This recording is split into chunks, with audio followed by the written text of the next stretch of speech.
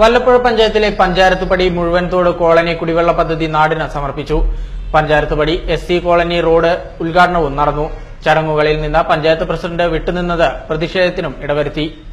വല്ലപ്പുഴ പഞ്ചായത്തിലെ 12ാം വാർഡിലെ പഞ്ചാരത്തുപടി മുഴുവൻതോട് കുടിവെള്ള പദ്ധതിയുടെ ഉദ്ഘാടനം പഞ്ചായത്ത് അംഗം മുത്തുക്കാസ് നിർവഹിച്ചു.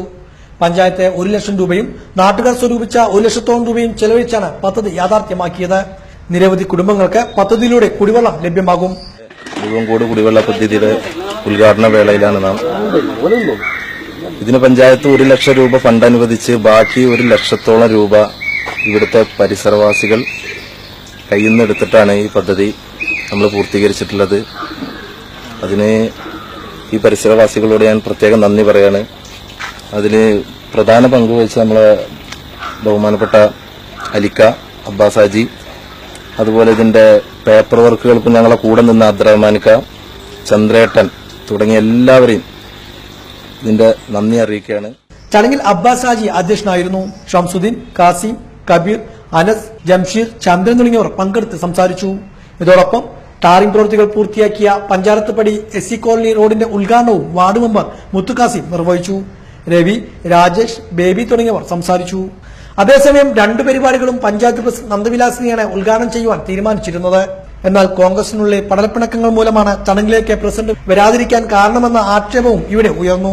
പ്രസിഡന്റ് ആദ്യം പറഞ്ഞത് പ്രകാരമാണ് ചടങ്ങുകൾ തീരുമാനിച്ചതെന്നും പിന്നീട് ചടങ്ങിലേക്ക് വരാതിരുന്നത് ശരിയായില്ലെന്നും വാർഡിലെ പ്രദേശവാസികൾ കുറ്റപ്പെടുത്തി.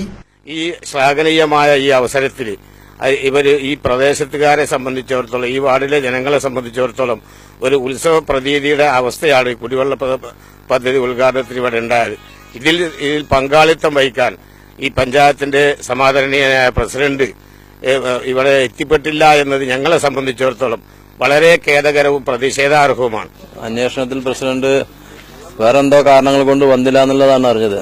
അത് രാഷ്ട്രീയപരമായ വേറെന്താ കാര്യം എന്നുള്ളത് നമ്മളിപ്പോ ഇവിടെ പറയാൻ ബുദ്ധിമുട്ടുണ്ട്. എന്തായാലും അത് വളരെയധികം ദുഃഖകരമാണ്. അതിൽ ഞങ്ങളെല്ലാവരും പ്രതിഷേധം അറിയിക്കുന്നു.